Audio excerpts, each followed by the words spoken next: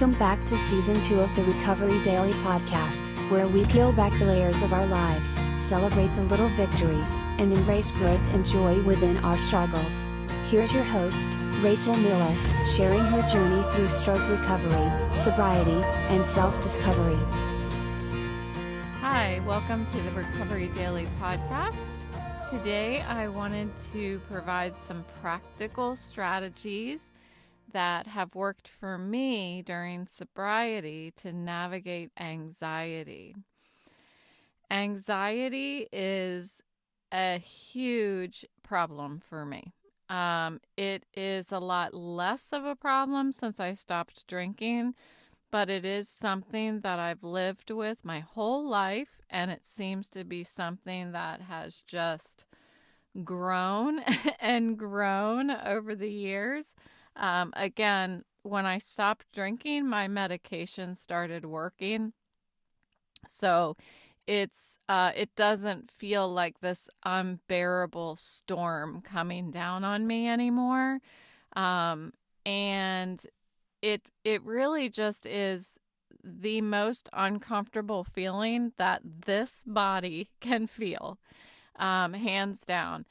I spent some time listening to our Reads and Recovery book of the month, The Unexpected Joy of Being Sober by Catherine Gray, and I'm absolutely astounded by how she is telling my story in this book. The anxiety she talks about is precisely what I experienced as an active alcoholic. She talks about the fear of going to the grocery store. And yes, it got that bad for me also. She even talked about familial tremor syndrome, which is something that is in my family. And I was kind of thinking that was what my problem was, my shaking and stuff. But just like her, she knew that really wasn't it, that it was withdrawal. And so she talked about how her anxiety was a part of all of these experiences. And same with me, like the more that I would shake, the more that I would feel this unbearable amount of anxiety. I mean, when I said that, I could just feel like goosebumps going up my back because it's terrible. It's terrible feeling. So the book is great. I'm already completely sold on the book. I guess this is my second day listening to it on Audible. So I think I'm a couple hours in, and it's great. It's great in my opinion. Not to give it away, but I think it's really a good book so far.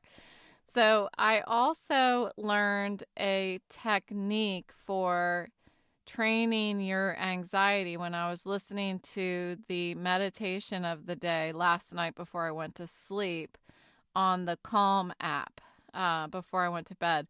So all signs were pointing to me covering this topic today. So that's why I'm talking about it. And whenever anxiety shows up in my life, it is a completely unwelcomed guest.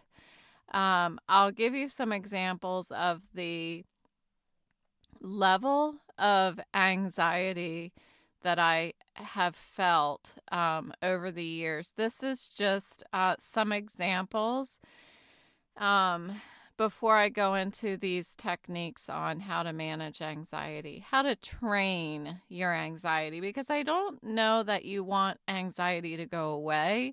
It's just, it's healthy for you to feel anxiety. It's a part of being human. But this overwhelming, like debilitating anxiety is something that I used to have, and I still could have if I didn't work on this really hard. So some examples of some anxiety experiences that I have had. One would be, a lot of them are really related to work, so that's fine with my career. But there was one time that I was presenting to my boss's organization. So he was a VP, and so he had like 5 departments under him. So I was to present to the people in the big conference room, and I felt it coming. I felt like before the first person even talked, like the first presenter, I felt it coming, to the point where I knew it was going to be overwhelming, to the point where I wouldn't be able to hide it.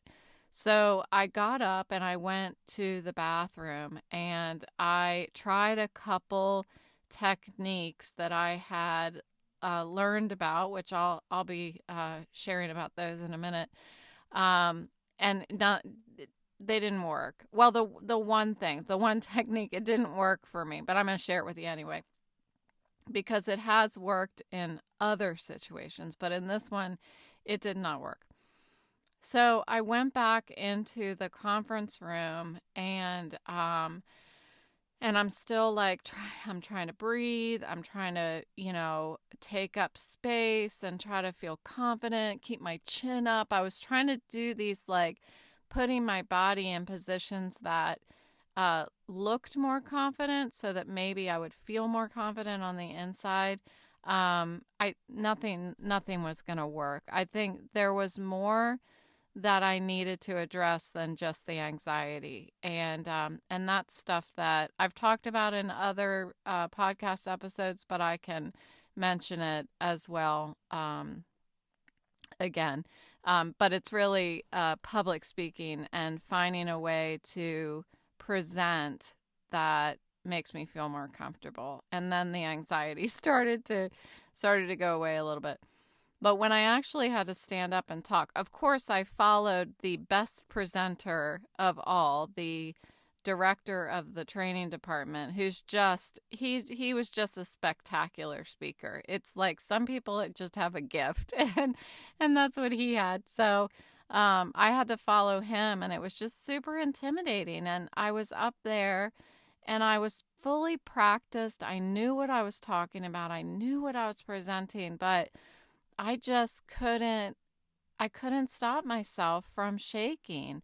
I was shaking so bad that I could feel it in my legs and my voice was shaking. So that's a big thing that happens for me when I get nervous. My voice starts shaking and it almost sounds like I'm going to cry. Um, that reminds me. I heard of this one thing once. I did not plan on talking about this, but there's one technique which is before you're about to speak and your voice, if you tend to have your voice shaking, that before you're about to do the presentation, you practice outside of the room opening up your vocal cords, opening up your throat. So you would make sounds like like a ghost on Scooby Doo, like ooh. So you're opening up your throat. Well, of course I couldn't do that. I'm sitting right smack in the middle of the conference room, so I couldn't do that. But I was actually so nervous that I was sitting in my chair before I had to talk, and I was making my throat open like that without making the noise because I was like, I'll try anything while I was sitting there. Anyway, I got through it, and it was a learning experience. What did I learn? I learned that I have to keep practicing. I had to find a way to get comfortable public speaking. I had to be comfortable being up there to lower the anxiety that was coming over me before I get up there. So that's kind of a little complex, but another example is when I first got sober, I really I had a lot of successful interactions at this company, And when I first got there, I realized that they weren't doing a lot of analytics on marketing stuff. So I just dove right in and started doing it. Well, they were doing it, but I wanted to do it differently. And I'm a control freak. Um, so I went ahead and started doing these analytics. Well, that won me the opportunity to present to the executives in the company. So we're all sitting in this conference room. It's me, the only female, and all of the executives. And we're talking like owner, president, vice president, um, scientist. Uh, yeah, it was ridiculous. And in that one, I didn't have to stand up. I got to sit down, but I was so nervous. It wasn't just my voice that was shaking and I sounded like I was going to cry. My face was shaking. And I don't know if you've experienced that before. It's not the only time I've ever experienced that. But it made me feel so stupid. It made me feel like I guess imposter syndrome. But is it imposter syndrome when you're actually not being successful at it? I don't know. I hadn't thought about that before, but it definitely didn't feel good. And later, a couple years later, several years later, I did a presentation and I ran into the president in the hallway and he was smiling and he was like, "Do you remember how it used to be when you used to present to us?" And I was like, "Yes." And he was like, "You did an amazing job." And so that's it. It's in order for me to have these fantastic experiences of growth, I have to go through those anxiety inducing and scary things. It seems like that's what I have to do. I learn everything the hard way. um, so, most recently, what I've been dealing with is anxiety in the doctor's offices. So, I think it's just because there's so many uncertainties about what they're going to say, what they're going to test me for. There's also anxiety when I know that the testing is going to aggravate my symptoms and I'm going to feel nauseous. Like I know 100% that when I leave that doctor's office, I'm going to be nauseous. My head's going to hurt, so I think it's reasonable that I sit there with some anxiety because it's kind of like I know the outcome and there's nothing I can do about it. But what I can do is practice some techniques in order to calm down because no matter how much I fret about about what's ahead of me, it's not going to change what happens in there. And that's what I really want to focus on here is not wasting that energy worrying when it's not going to change the outcome. I have a lot less energy these days to waste. So I'm trying to use my energy wisely, and reducing anxiety is a big deal right now in my life.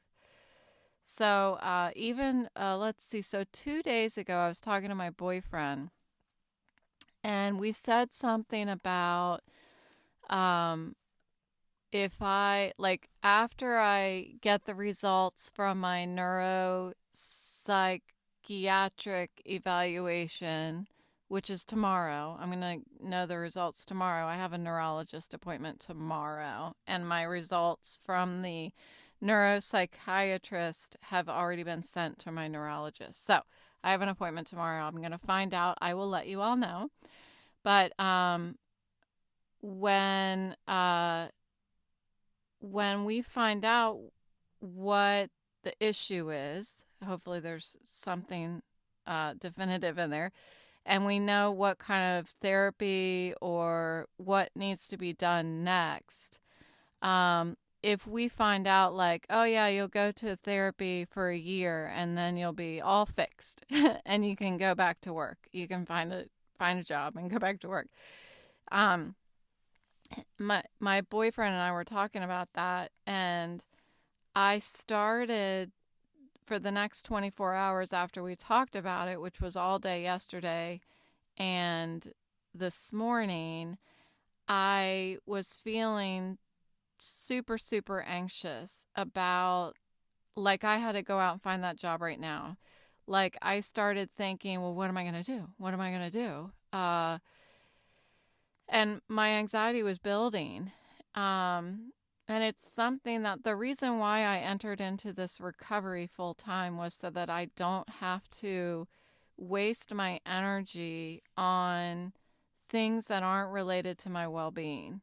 So the fact that we started talking about it again when I'm still in the same health that I was when I walked away from my job 6 months ago. Gosh, I just can't believe it's been that long. But it's not time to start thinking about it. You know, it's when I start feeling better that I need to start thinking about it. When I have some sort of results, when I even know what's wrong, I still don't even know what's wrong. So I think it's only natural that I started feeling anxious. It's a feeling that I had been trying to really subside over the past 6 months, and it just crept back in a little bit the past couple days. So it makes sense that I'm covering this topic again today. It's just like it was meant to be. So I'm constantly training my anxiety, and I've only scratched the surface, honestly. It's like breaking a wild horse. And so here are just a few techniques that I have practiced over the past several years. For me, some of them work in some situations and not in other situations. So I'll talk through that a little bit. The one that I learned about last night when I was listening to the Calm app was called 54321. And this focuses on your senses. So, for example, when you're feeling anxious, it's kind of this way to not only ground you, but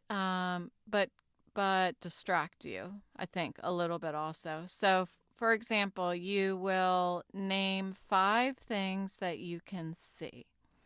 And you're not just kind of going like right now I'm in my closet. Yes, I'm recording in my closet. That's what I do now. So if I were to say shoes, belt, jacket, it's not about just naming them as fast as possible. It's like, okay, I have some new Vans that I got for Christmas, and I have a really pretty necklace that I received from my boyfriend's family, and that kind of thing. So taking time, just like I was talking about yesterday, like take the time to really digest what it is that you're looking at. And then, so that's 5. And then you're going to name 4 things that you can touch. So don't just name them, touch them. So I'm going to touch my new suede shoes, Vans. And then I'm going to touch that necklace. Maybe I'll even put it on. So 4 things that you can touch, 3 things that you can hear. So right now it's pretty quiet in my house, but if I listen hard enough, I guarantee you that I will hear the slight rumble of my English bulldog Boris snoring. So that kind of thing. Take a little time to listen. What do you hear? And then 2 things that you smell. I am proud to say I don't smell my shoes in this closet, but I don't know. I smell my perfume because I usually spray it when I'm in my closet, and then the smell of clean clothes. And then one thing that you can taste. So she leaves it to one thing that you taste because you only taste what's in your mouth right now. So what does your mouth taste like? Does it taste like, did you just have dessert? Or I was just eating some watermelon, so my mouth tastes a little bit like watermelon. So that it sounds like a really good technique. I'm gonna try it. I haven't tried it before. Um, I did go to sleep doing that. I was imagining things that I see and that I touch and that I hear and all that stuff. So I fell asleep doing that last night. Okay, so the second technique is I learned about it on a book called Presence by Amy Cuddy. If you have read it, great. If you haven't, you should. So she talks about using your body to take up the space that you should to, like I was saying, put your body in this more confident position in order to feel that confidence on the inside. So the way we move our body ripples into the way we feel on the inside. So one of the examples is to go into the bathroom and hold your arms up like in a V and take up all that space, or put your hands on your hips like you're Superwoman, that kind of thing. Another thing that I learned in the book was like when I was sitting in that conference room, I was trying to take up more space. I tend to shrink into myself when I'm feeling anxious. So, opening up my chest cavity, and even when I was in the conference room, putting my arm on the back of my chair to open up my chest. And it did work a little bit. I think it allowed me to get oxygen better and kind of helped me breathe through the anxiety, but it didn't really make my anxiety go away. So in that situation, it wasn't so great for me, but I have continued to practice that in other situations. After I started really getting more comfortable public speaking through those techniques, then that anxiety, that pre-presentation anxiety, was starting to dissipate a little more by moving my body in a more confident way. So the next one is if you are intimidated by someone or have anxiety about interacting with someone, maybe you have an interview with them or you have a big pitch, or you're even like just having a one-on-one with your boss. Some people have a lot of anxiety that they hold on to in these types of things. I remember when I had one-on-ones with my boss, for the longest time, I was super anxious when I would go in there. I don't know what I was waiting for. Like he was just gonna tell me how terrible I was. I have no idea, but it was wasted energy is what it was.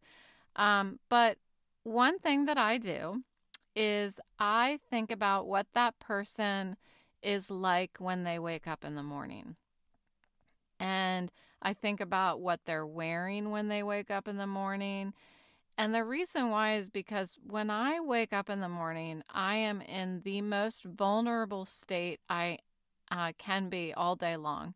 I am like not on my toes, ready to respond to anything. I am completely, all my defense mechanisms are down. I'm just opening my eyes, and the first thing I do is I stretch. So, is that how you feel? Like, think about how you feel when you wake up in the morning.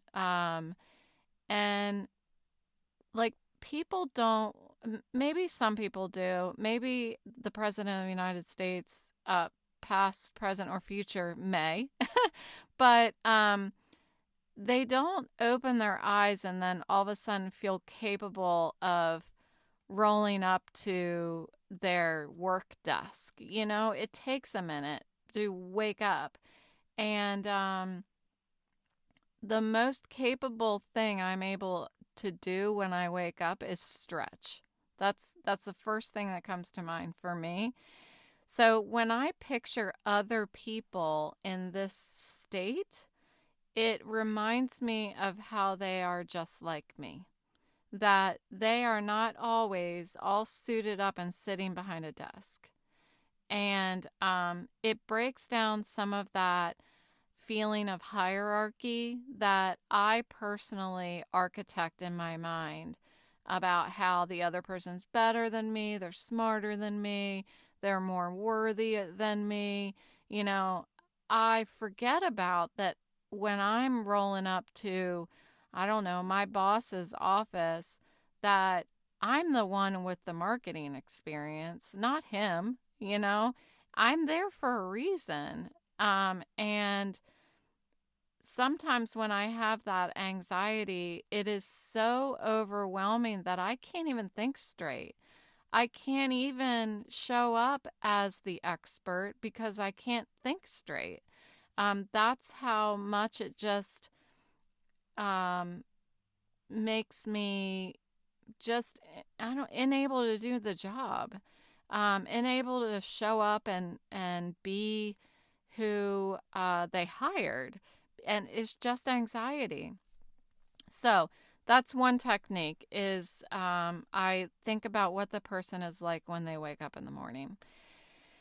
And next one is an exercise that I do a lot, especially in the waiting room of the doctor's offices lately, is the 4-4-8 breathing technique. And that is simply just to count to 4 on your inhale, hold your inhale till the count of 4 at the top of your breath, and then count to 8 for your exhale. And it's something that I learned on the Calm app. I think I've heard it a million times in the past. It's not a secret, this technique. But for the first time, it started working. So if I just, typically it only takes like 2 breaths doing this for my mind to just untangle and smooth out. But sometimes, like when I went to the neuro-ophthalmologist appointment, for some reason I was really nervous when I was in the waiting room. But it's because I knew that I was going to be in pain when I left. But in that waiting room, I just kept doing the 4-4-8 breathing technique the whole time that I was waiting until they came out to bring me back to the room. So, when I do this breathing technique, it feels almost like my mind is a bundle of sheets that just came out of the dryer. They're all hot and twisted around each other. But with each breath that I do, it's like shaking out the sheets, fitting them on the bed, and smoothing my hands over them. That's an analogy of how that breathing technique works for me. I used to not like the breathing techniques because it makes me feel like I can't breathe. Like I start getting so wrapped up in my breath that I almost feel like I can't breathe. I don't know. It's weird. But it started working for me. So I think it's just practice. Okay, the next one, this is number 5. This is my tried and true God box method. So even when I don't have the box near me, I imagine that my anxiety is something tangible that I can just wrap my hand around and put it somewhere. When I don't have the box, I'll wrap my hand around the anxiety and set it free outside of my head. It's like I'm imagining the anxiety is in my head, wrap my hands around it, pull it out, and set it free outside of my head. That might sound really weird, but I imagine my head is like a lock box, and I can take things out of it and put it aside. And I might have gotten that idea from when I was somebody in sobriety said that she had heard also that when you're worried about something before you go to bed, imagine putting your worries on your nightstand, and they're going to be there waiting for you when you wake up in the morning. There's no need to go to sleep with them on your pillow. So I think that's where I got this idea of how you can put your anxiety somewhere, and it'll wait for you. You know, when I first heard her say that, I thought, well, what if I don't remember it in the morning? Well, good. If I don't remember in the morning, good. Then that means that I, I'm relieved from the worry. So anyway, that's just another technique for me, is to wrap my hand around it and put it somewhere outside of my head. So number 6, another exercise that I'm all too familiar with these days is riding in the car with my eyes closed. So this represents letting go of the need to control.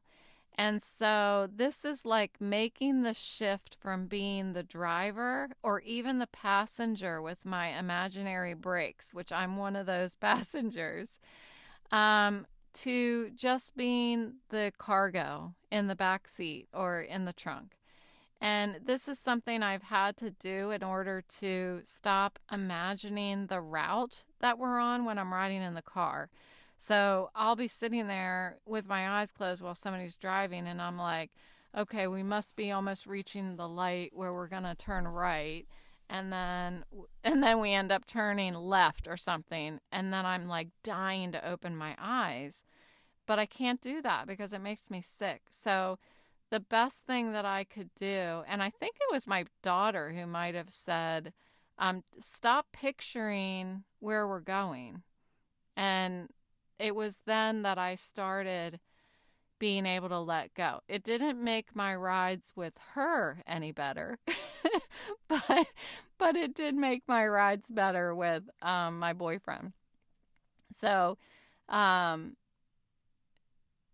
if I let go, and I don't try to picture the route, I'm able to stay relatively stable in my head. Like the nausea and the all of that stuff is just terrible until we get to the destination. So I've been practicing doing this also with my anxiety, with my worries. So just like letting go.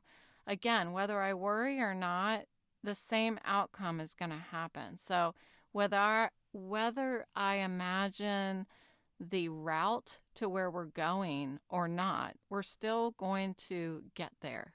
I just let it go. Just take my hands off of the wheel, per se, and let the other person get me there.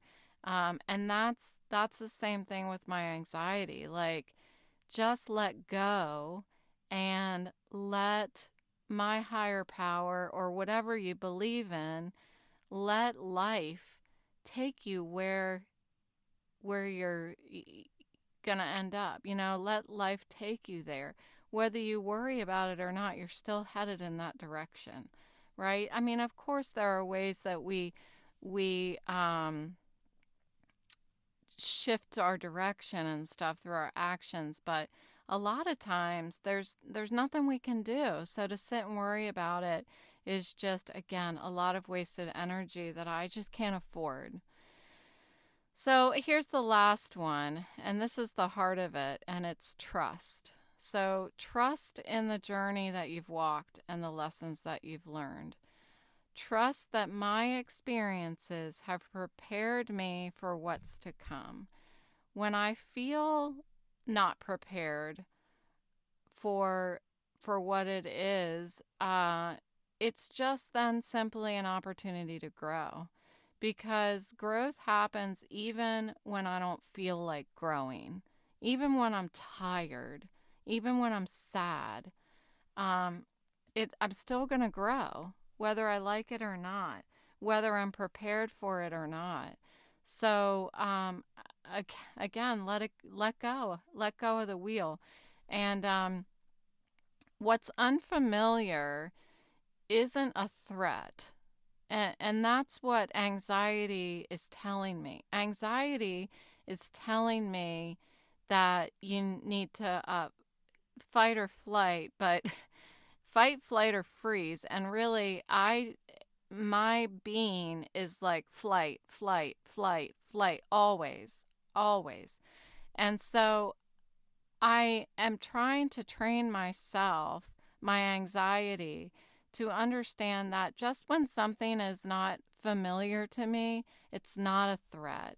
It's an invitation to grow and to stretch and expand beyond what I have experienced so far from all the yesterdays before today. So think about, how do you train your anxiety? I am dying to hear ways from listeners of how you calm yourself down without alcohol, because alcohol was a huge tool for me when I was drinking, to calm myself down, to calm the anxiety down. What I didn't realize was it was also taking away the ability, I guess, for my medication to work. So it was really working against it was me working against myself.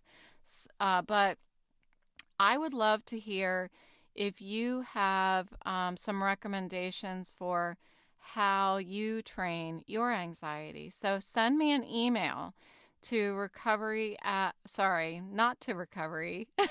Send me an email to rachel@recoverydailypodcast.com, or you can send me a message on social media. You can even add a comment to the episode, and I will definitely respond right away. So that is a good intro too. We're going to switch gears to our listener challenge, because I did get some messages from some of you, and that's so exciting. So I'd like to talk through the listener challenge for a few days just to make sure that we're all on the same page.